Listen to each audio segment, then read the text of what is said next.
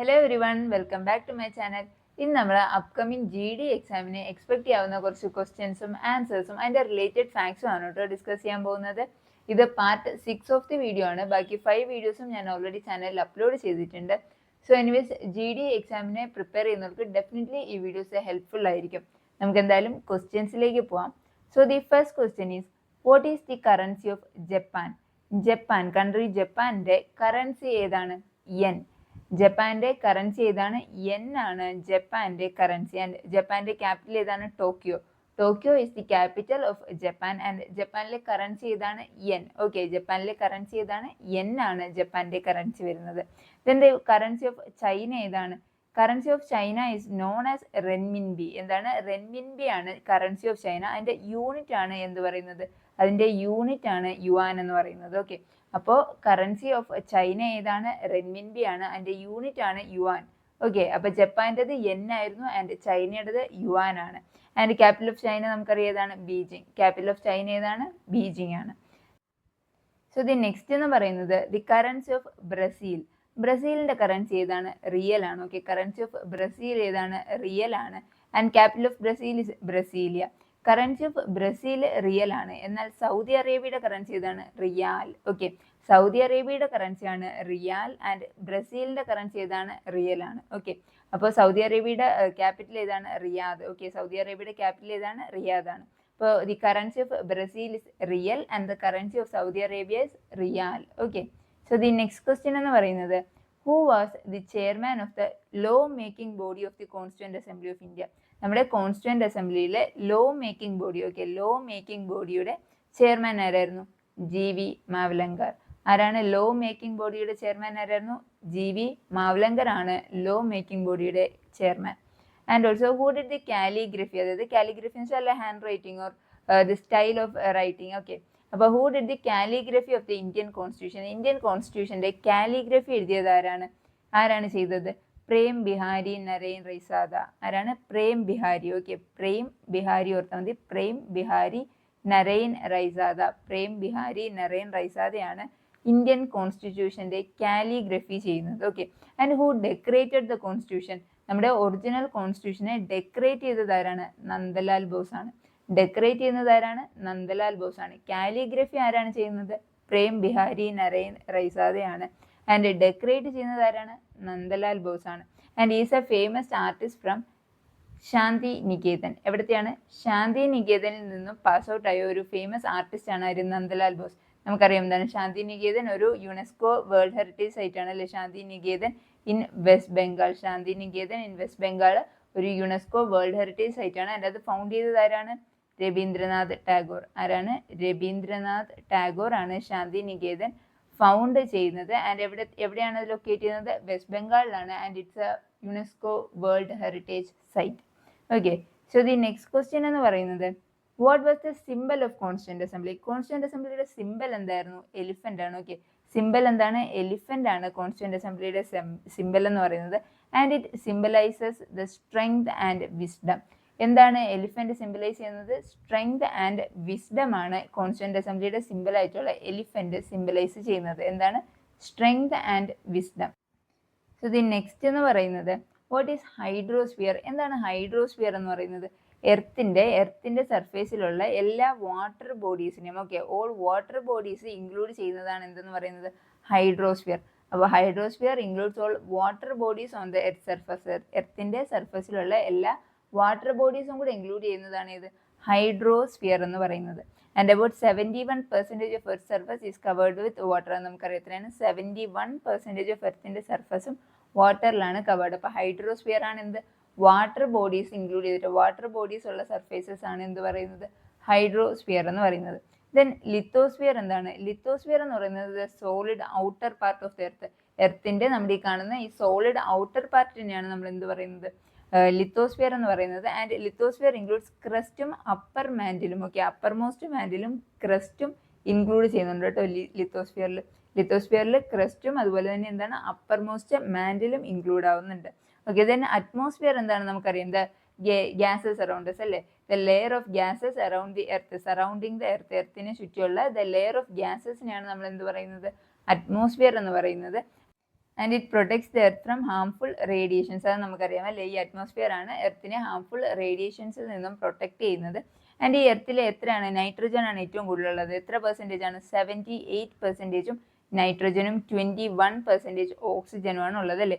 എർത്തിൽ 78% എന്താണ് വരുന്നത്, നൈട്രജൻ ആണ്. ആൻഡ് ഓക്സിജൻ എത്രയാണ്, 21% ആണ് വരുന്നത്. ദെൻ ബയോസ്ഫിയർ എന്താണ്, ബയോസ്ഫിയർ എന്ന് പറയുന്നതാണ് the region where life exist on earth. Okay, എർത്തിൽ ലൈഫ് എക്സിസ്റ്റ് ചെയ്യുന്ന റീജിയൻസിനെയാണ് നമ്മൾ എന്ത് പറയുന്നത്, ബയോസ്ഫിയർ. ഓക്കെ, അപ്പോൾ ബയോസ്ഫിയർ ആണ് the region where life exist on earth. Okay, ഈ ബയോസ്ഫിയർ എന്ന് പറയുന്നത് is actually a narrow zone where lithosphere, hydrosphere and atmosphere interact. അതായത് ലിത്തോസ്ഫിയർ, ഹൈഡ്രോസ്ഫിയർ ആൻഡ് അറ്റ്മോസ്ഫിയർ, ഈ മൂന്ന് സ്പിയേഴ്സും കൂടി ഇന്ററാക്ട് ചെയ്യുന്ന ഈ സ്പോട്ടാണ് എന്ത് പറയുന്നത്, ദി ബയോസ്ഫിയർ എന്ന് പറയുന്നത്. ആൻഡ് ഈ മൂന്ന് സോൺസും കൂടി ഉള്ളിടത്താണ് എന്ത് വരുന്നത്, ലൈഫ് എക്സിസ്റ്റ് ചെയ്യുന്നത്. ഓക്കെ, ആൻഡ് അതാണ് നമ്മുടെ ബയോസ്ഫിയർ. ഇതാണ് നമ്മുടെ ബയോസ്ഫിയർ എന്ന് പറയുന്നത്. ഓക്കെ, സോ ദി നെക്സ്റ്റ് എന്ന് പറയുന്നത് വാട്ട് ഈസ് ക്രയോസ്ഫിയർ. ക്രയോസ്ഫിയർ എന്ന് പറയുന്നത് എന്താണ്, the frozen part of the earth.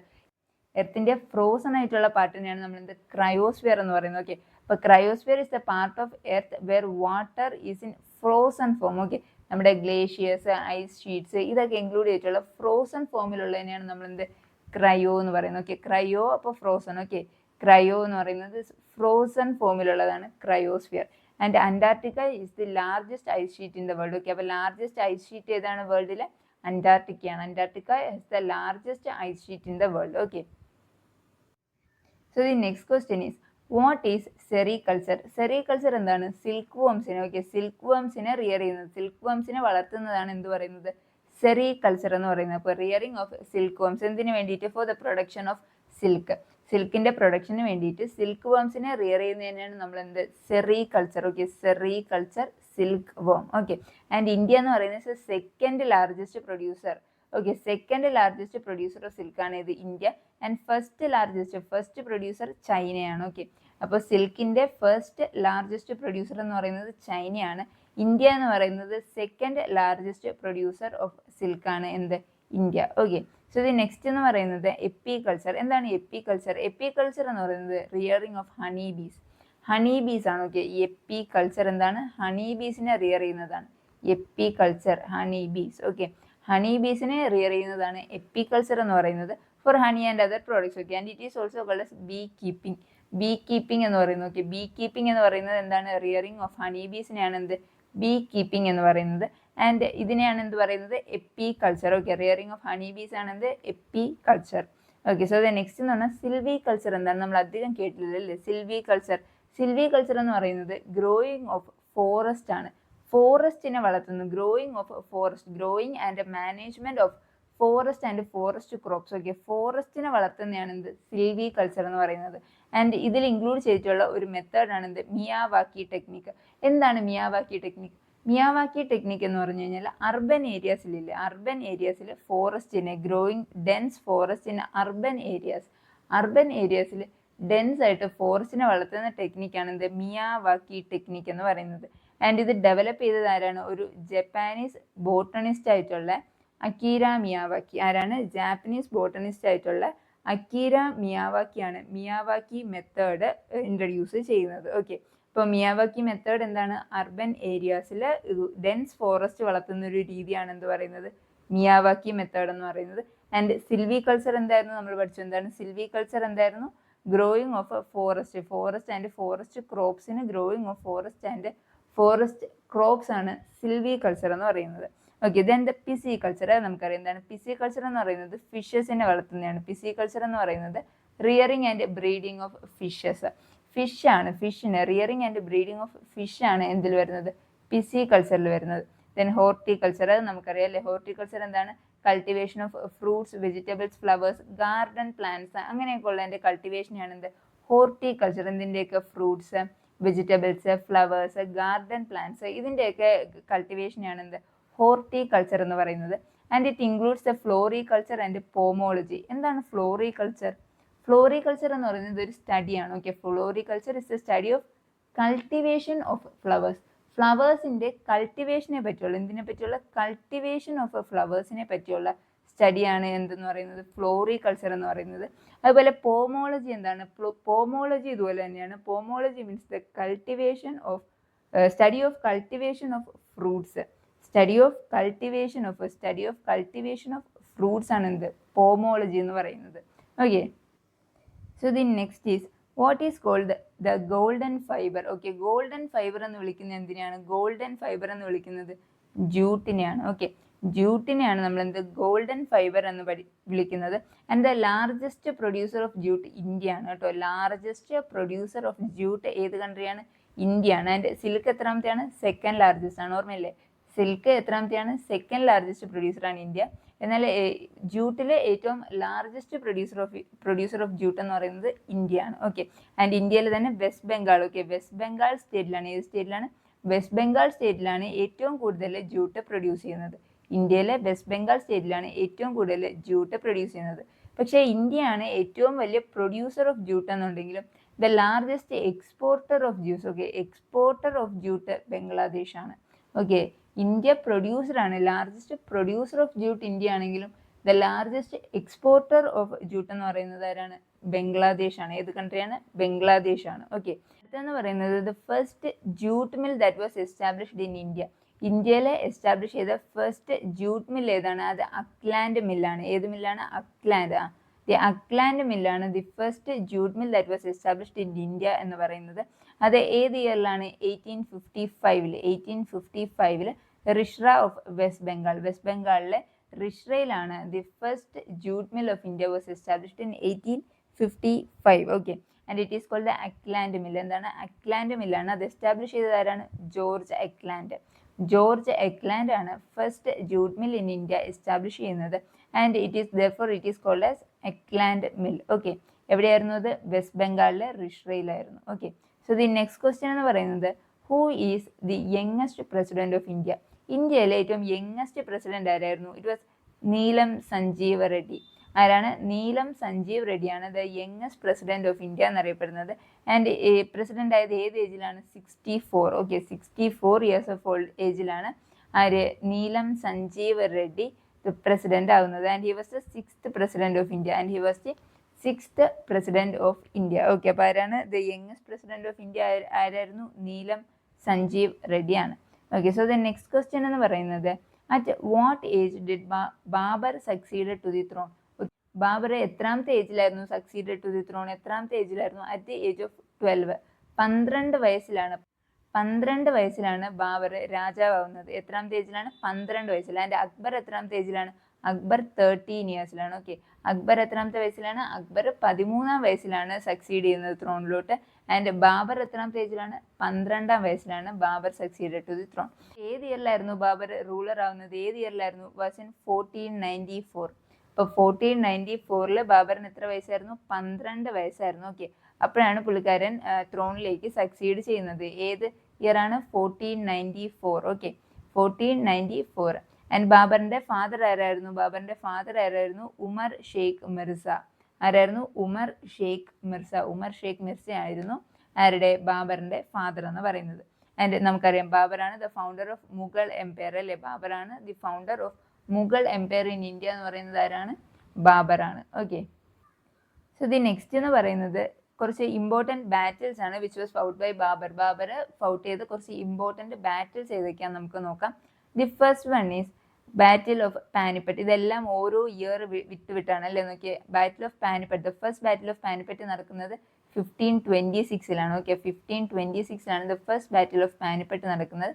Then 1527 the battle of Khanwa, 1528 battle of Chanderi and 1529 battle of Ghaghra. ഈ 4 ബാറ്റിൽസും ആരായിരുന്നു ഫൗട്ട് ചെയ്തത്? ബാബറാണ്. ഓക്കെ, ബാബർ ഫൗട്ട് ചെയ്ത 4 ഇമ്പോർട്ടൻറ്റ് ബാറ്റിൽസ് ആണ് ഇത് 4 എണ്ണം. നമുക്ക് എന്തെങ്കിലും ഇങ്ങനെ ഓർത്ത് വെക്കാം. ഫസ്റ്റ് എന്താ? ആദ്യം പാനി കുടിച്ചു, ദെൻ ഖാന, പാനി വെള്ളം കുടിച്ചു, ദെൻ ഖാന ഫുഡ് കഴിച്ചു, ദെൻ ചന്ദ്രനെ നോക്കി, ചന്ദ്രനെ നോക്കി, ആൻഡ് ഖാഗ്ര വീട്ടിലിരുന്നു. ഖർ എന്താണ്? വീടല്ലേ. അപ്പം നമുക്ക് പാനി, ഖൻവ, ചന്ദേരി, ഖാഗ്ര. വെള്ളം കുടിച്ചു, ഫുഡ് കഴിച്ചു, ദെൻ ചന്ദ്രനെ നോക്കി വീട്ടിലിരുന്നു. ഓക്കെ, ആര്? ബാബർ. അങ്ങനെ 1526 തുടങ്ങുന്നത്. അത് കഴിഞ്ഞിട്ട് ഓരോ സക്സീഡഡ് ഇയേഴ്സ് നോക്കിയാൽ മതി. 1526, 27, 28 ആൻഡ് 29. ഈ 4 ഇയേഴ്സിലാണ് ബാബർ ഈ 4 ബാറ്റിൽസും ഫൗട്ട് ചെയ്തത്. ആൻഡ് ഇവർ ആരെയൊക്കെ ആണ് എതിരായിട്ട് ഫൗട്ട് ചെയ്തതെന്ന് കൂടി ഒന്ന് നോക്കണം കേട്ടോ. ഫസ്റ്റ് ബാറ്റിൽ ഓഫ് പാനിപ്പട്ട് ആരൊക്കെയായിരുന്നു? ബാബറും ഇബ്രാഹിം ലോധി. ആരുടെ കൂടെയായിരുന്നു? ഇബ്രാഹിം ലോധിയുടെ കൂടെയായിരുന്നു Babur the first battle of Panipat fight ചെയ്യുന്നത്. Then the battle of Khanwa അല്ലെ, ഖൻവ വരുന്നത് ആരാണ്? ബാബറും റാണ സംഘ. ആരായിരുന്നു? ബാബർ വേഴ്സസ് റാണ സംഘയാണ് ബാറ്റിൽ ഓഫ് ഖൻവ വരുന്നത്. ദെൻ ചന്ദ്രനെ നോക്കി അല്ലേ, ബാബർ ഓഫ് ചന്ദേരി വരുമ്പോൾ ബാബറും അതുപോലെ ഏതാണ്? മെദിനി റായ്. ആരായിരുന്നു? മെദിനി റായും ബാബറും ആയിരുന്നു ചന്ദേരി ബാറ്റിൽ ഫൗട്ട് ചെയ്യുന്നത്. ദെൻ ഘാഗ്ര, വീട്ടിലിരിക്കുന്നു അല്ലെ, ഘാഗ്ര ആരായിരുന്നു? ബാബറും അതുപോലെ അഫ്ഗാൻ ചീഫ്സും ആയിരുന്നു ഏത് ബാറ്റിൽ ഓഫ് ഘാഗ്ര ഫൗട്ട് ചെയ്യുന്നത്. ഓക്കെ, അപ്പൊ ഇതിന്റെ ഇയേഴ്സും ഈ ഒരു ഓർഡറും അതുപോലെ തന്നെ ആരൊക്കെയായിരുന്നു ഫൗട്ട് ചെയ്തത് എന്നും കൂടി നമ്മൾ അറിഞ്ഞു വെക്കണം കേട്ടോ. സോ ദി നെക്സ്റ്റ് എന്ന് പറയുന്നത് ദ ഓട്ടോബയോഗ്രഫി ഓഫ് ബാബർ. ബാബറിന്റെ ഓട്ടോബയോഗ്രഫി ഏതാണ്? ബാബറിന്റെ ഓട്ടോബയോഗ്രഫിയാണ് Tuzuk e Baburi which is also known as Baburnama എന്നറിയപ്പെടുന്ന തുസുക് ഇ ബാബുരി ആരുടെ ഓട്ടോബയോഗ്രഫിയാണ്? ബാബറിന്റെ ഓട്ടോബയോഗ്രഫിയാണ്. അത് ഏത് ലാംഗ്വേജിലായിരുന്നു? ടർക്കിഷ് ലാംഗ്വേജിലായിരുന്നു അത് ഫസ്റ്റ് എഴുതിയത്. ഓക്കെ, ബാബർ അത് എഴുതുന്നത് ടർക്കിഷ് ലാംഗ്വേജിലായിരുന്നു. And it was later translated into Persian. Okay, പിന്നീട് അത് പേർഷ്യൻ ലാംഗ്വേജിലേക്ക് ട്രാൻസ്ലേറ്റ് ചെയ്തു. ആരാണ് ചെയ്തത്? അബ്ദുർ റഹീം ഖാനെ ഖാനാണ് അതിനെ പേർഷ്യൻ ലാംഗ്വേജിലോട്ട് ലേറ്റർ ട്രാൻസ്ലേറ്റ് ചെയ്തത്. അപ്പോൾ തുസുക്കി ബാബരി ടർക്കിഷിലാണ് എഴുതുന്നത്. ദെൻ ലേറ്റർ ഖാനെ ഖാനാണ് പേർഷ്യൻ ലാംഗ്വേജിലോട്ട് അതിനെ ട്രാൻസ്ലേറ്റ് ചെയ്യുന്നത്. And it's also known as എന്ത്? ബാബർനാമ. ആൻഡ് ബാബറിനെ ബെറി ചെയ്തത് എവിടെയായിരുന്നു അടക്കം ചെയ്തത്? ആദ്യം നമുക്ക് നമ്മുടെ ആഗ്രയിലായിരുന്നു കേട്ടോ. ഫസ്റ്റ് ബാബറിനെ ബെറി ചെയ്യുന്നത് ആഗ്രയിലായിരുന്നു. പിന്നെ ലേറ്റർ പുള്ളിക്കാരനെ ഷിഫ്റ്റ് ചെയ്യുന്നു എവിടോട്ട്? കാബൂളിലോട്ട്. ഓക്കെ, അഫ്ഗാനിസ്ഥാനിലെ കാബൂളിലോട്ട്. ഇപ്പോൾ അഫ്ഗാനിസ്ഥാനിലാണ് ബാബറിന്റെ ടോംബ് വരുന്നത്. എവിടെയാണ്? കാബൂളിലെ ബാഗ് ഇ ബാബുർ എന്നാണ് ആ ടോംബ് അറിയപ്പെടുന്നത്. എന്താണ് ബാഗ് ഇ ബാബുർ? ആരുടെ ടോംബാണ്? ബാബറിന്റെ ടോംബാണ്. കാബൂളിലെ അഫ്ഗാനിസ്ഥാനിലാണ്. അപ്പൊ ആദ്യം ബറി ചെയ്തിരുന്നത് ആഗ്രയിലാണ്. ഓക്കെ, ആദ്യം ബറി ചെയ്തിരുന്നത് നമ്മുടെ ഇന്ത്യയിലെ ആഗ്രയിലായിരുന്നു. ലേറ്റർ അത് ഷിഫ്റ്റ് ചെയ്തു to Kabul of Afghanistan. Okay, so the next question എന്ന് പറയുന്നത് when and where did Jallianwala Bagh massacre took place? എന്നാണ് ആൻഡ് എവിടെ വെച്ചായിരുന്നു ജാലിയൻവാല ബാഗ് മെസാക്കർ നടക്കുന്നത്? 13 ഏപ്രിൽ 1919 അറ്റ് അമൃത്സർ, പഞ്ചാബിലെ അമൃത്സറിലെ 13 ഏപ്രിൽ 1919 ജാലിയൻവാല ബാഗ് മെസാക്കർ നടക്കുന്നത്. ആൻഡ് നമ്മൾ പഠിച്ചു എന്താ? പഞ്ചാബിന്റെ ന്യൂ ഇയർ ഫെസ്റ്റിവൽ ആണ് ഇത് ബൈസാഖി എന്ന് പറയുന്ന ഫെസ്റ്റിവൽ അല്ലേ. പഞ്ചാബിന്റെ ന്യൂ ഇയർ ഫെസ്റ്റിവൽ ആയിട്ടുള്ള ബൈസാഖി ഫെസ്റ്റിവൽ സെലിബ്രേറ്റ് ചെയ്ത ഡേയിലായിരുന്നു ജാലിയൻവാല ബാഗ് മെസാക്കർ നടന്നത്. ഓക്കെ, അപ്പോൾ ഈ ബൈസാഖി ഫെസ്റ്റിവലിന്റെ ഡേയിലാണ് എന്ത്? ജാലിയൻവാല ബാഗ് മെസാക്കർ നടക്കുന്നത്. ആൻഡ് ആ ടൈമിലെ ഇന്ത്യയുടെ വൈസ്രോയി ആരായിരുന്നു? ലോർഡ് ഷെംസ്വോർഡ് ആയിരുന്നു viceroy of India during Jallianwala Bagh massacre. നോക്കി വെക്കണം കേട്ടോ. ആരായിരുന്നു വൈസ്രോയി? ലോർഡ് ഷെംസ്വോർഡ്. ആരായിരുന്നു? ലോർഡ് ഷെംസ്വോർഡ് ആയിരുന്നു. ആൻഡ് ജാലിയൻവാല ബാഗ് മെസാക്കർ എന്തായിരുന്നു? ഒരു ക്രൗഡ് ഓഫ് അൺആംഡ് ആയിട്ടുള്ള ഇന്ത്യൻ സിവിലിയൻസിനെ ബ്രിട്ടീഷേഴ്സ് ഫയർ ചെയ്യുന്നു. ഓക്കെ, ഷൂട്ട് ചെയ്യുന്നു. ജാലിയൻവാല ബാഗിൽ വെച്ചിട്ട് ഫയർ ചെയ്യുന്നതാണ് ജാലിയൻവാല ബാഗ് മെസാക്കർ എന്ന് പറയുന്നത്. ആൻഡ് എന്തായിരുന്നു ആ ഇന്ത്യൻ സിറ്റിസൺസ് അവിടെ ചെയ്തുകൊണ്ടിരുന്നത്? they were peacefully protesting against ഏത് ആക്ട്? റൗലത്ത് ആക്ട്. ഏത് ആക്ടിനാണ്? റൗലത്ത് ആക്ടിന് എഗൻസ്റ്റ് ആയിട്ട് അവർ പീസ്ഫുള്ളി പ്രൊട്ടസ്റ്റ് ചെയ്തുകൊണ്ടിരുന്നപ്പോഴാണ് ഈ ഒരു ഫയറിങ് നടക്കുന്നത്. ആൻഡ് ഈ ഫയർ ചെയ്യാനായിട്ടുള്ള ഓർഡർ കൊടുത്തത് ആരാണ്? ഫയർ ചെയ്യാനായിട്ടുള്ള ഓർഡർ കൊടുത്തത് ജനറൽ E.H. ഡയർ ആണ്. ആരാണ് ഓർഡർ കൊടുത്തത്? ആരാണ്? General E.H. ഡയർ ആണ് ഈ ഫയർ ചെയ്യാനായിട്ടുള്ള ഓർഡർ കൊടുക്കുന്നത്. എന്നാൽ ഉദ്ധം സിംഗ് ആരാണ്? നമ്മുടെ ഇന്ത്യൻ ഫ്രീഡം ഫൈറ്ററുള്ള ഉദ്ധം സിംഗ് ആരെ മർഡർ ചെയ്തുകൊണ്ടാണ് ഈ ജാലിയൻവാല ബാഗിനെ റിവെഞ്ച് എടുക്കുന്നത്? മൈക്കിൾ ഒ ഡയറിനെ. അത് ഫയർ ചെയ്യാനുള്ള ഓർഡർ കൊടുത്തത് ജനറൽ E.H. ഡയർ ആണ്. പക്ഷെ മൈക്കിൾ ഒ ഡയറിനെയാണ് ഉദ്ധം സിംഗ് കില്ല് ചെയ്യുന്നത്. അതിന് വേറൊരു കാര്യമുണ്ട്. എന്താണ്? Michael O Dyer general E.H. ഡയറിനെ പ്രൈസ് ചെയ്തിരുന്നു. ഓക്കെ, ഈ ഒരു കാര്യം ചെയ്തതിനെ പ്രശംസിച്ചിരുന്നു. ആരെ? E.H. ഡയറിനെ, മൈക്കിൾ ഒ ഡയർ. അതുകൊണ്ട് തന്നെ ഉദ്ധം സിംഗ് ഏത് പേരിലാണ്? റാം മുഹമ്മദ് സിംഗ് ആസാദ് എന്ന പേരിൽ ലണ്ടനിൽ പോയിട്ട് റാം മുഹമ്മദ് സിംഗ് ആസാം എന്ന പേരിൽ ലണ്ടനിൽ പോയിട്ടാണ് മൈക്കിൾ ഒ ഡയറിനെ കില്ല് ചെയ്യുന്നത്. ഓക്കെ, ഈ റാം മുഹമ്മദ് ആസാദ് സിംഗ് എന്ന പേരെന്താണ്, ഒരു യൂണിറ്റി ഓഫ് റിലീജിയൻ കാണിക്കാൻ വേണ്ടിയിട്ടാണ് ഉദ്ധം സിംഗ് ഇങ്ങനെ ഒരു പേര് ചൂസ് ചെയ്തത്. എന്താണ്, റാം മുഹമ്മദ് സിംഗ് ആസാദ് എന്ന പേരിൽ ലണ്ടനിൽ പോയിട്ട് മൈക്കിൾ ഒ ഡയറിനെ കില്ല് ചെയ്യുന്നു. Which is the highest dam in India? നോക്കുക, ഹയസ്റ്റ് ഡാം ആണ് കേട്ടോ, ഹയസ്റ്റ് ഡാം ആണ് ചോദിച്ചിരിക്കുന്നത്. ഏതാണ്? തെഹിരി ഡാം. ഉത്തരാഖണ്ഡിലെ തെഹിരി ഡാം, ഉത്തരാഖണ്ഡിലെ തെഹിരി ഡാം ആണ് the highest dam in India എന്ന് പറയുന്നത്. ആൻഡ് ഇറ്റ്സ് ബിൽഡ് ഓൺ ഏത് റിവറിലാണ്? ഭഗീരഥി റിവർ. ഭഗീരഥി റിവർ ഏത് റിവറിലാണ്? ഭഗീരഥി റിവറിലാണ് ദ ഹയസ്റ്റ് ഡാം ആയിട്ടുള്ള തെഹിരി ഡാം ബിൽറ്റ് ചെയ്തിരിക്കുന്നത്. അതിൻ്റെ ഹൈറ്റ് നോക്കിക്കേ, 260.5 മീറ്റേഴ്സ്. എത്രയാണ് അതിൻ്റെ ഹൈറ്റ് വരുന്നത്? 260.5 മീറ്റേഴ്സ് ആണ് ദ ഹയസ്റ്റ് ഡാം ആയിട്ടുള്ള തെഹിരി ഡാമിൻ്റെ ഹൈറ്റ് വരുന്നത്. ഉത്തരാഖണ്ഡിലെ ഭഗീരഥി റിവറിലാണ് അത് ലൊക്കേറ്റ് ചെയ്തിരിക്കുന്നത്. ആൻഡ് ഇത് ഹയസ്റ്റ് ഡാം ആയിരുന്നു. ഏതാണ് ലാർജസ്റ്റ് ഡാം? ലാർജസ്റ്റ് ഡാം എന്ന് പറയുന്നത് ബക്രാനങ്കൽ ഡാം. ലാർജസ്റ്റ് ഡാം ഏതാണ്? ബക്രാനങ്കൽ ഡാം ആണ്. ആൻഡ് ഇത് ഏത് റിവറിലാണ് ബിൽറ്റ് ചെയ്തിരിക്കുന്നത്? സത്ലജ് റിവർ. ഓക്കെ, അപ്പോൾ സത്ലജ് റിവറിലാണ് ഇത് ലാർജസ്റ്റ് ഡാം ആയിട്ടുള്ള ബക്രാനങ്കൽ ഡാം ബിൽറ്റ് ചെയ്തിരിക്കുന്നത്. And it is located on Himachal Pradesh and Punjab. പഞ്ചാബിലും Himachal പ്രദേശിലും കൂടിയായിട്ടാണ് Bhakra Nangal dam സ്ഥിതി ചെയ്യുന്നത്. ആൻഡ് അത് ഏത് റിവറിലാണ്? സത്ലജ് റിവറിലാണ് കിട്ടിയിരിക്കുന്നത്. And it's A largest dam, and it's also the largest gravity dam. Okay, it's also the largest gravity dam in India. The largest dam in India ഏതാണ്? Bhakra Nangal dam ആണ്. And it is often called as the temple of modern India. Temple of modern India. ഇത് Jawaharlal Nehru the temple of modern India എന്ന് വിശേഷിപ്പിച്ചത് ഏത് ഡാമിനെയാണ്? Bhakra Nangal dam. Bhakra Nangal ഡാമിനെയാണ് the temple of modern India എന്ന് ജവഹർലാൽ നെഹ്റു വിശേഷിപ്പിക്കുന്നത്. Okay, so thank you. അപ്പോൾ ഇന്നത്തെ വീഡിയോയുടെ കഴിയുകയാണ്. നിങ്ങൾക്ക് ഞാൻ എൻ്റെ സീരീസ് വീഡിയോസ് ഇനിയും അപ്ലോഡ് ചെയ്യുന്നതായിരിക്കും. നിങ്ങൾക്ക് എൻ്റെ വീഡിയോസ് യൂസ്ഫുൾ ആയിട്ട് തോന്നുവാണെങ്കിൽ ചാനൽ സബ്സ്ക്രൈബ് ചെയ്യണേ. And also like and comment. Okay, thank you, by.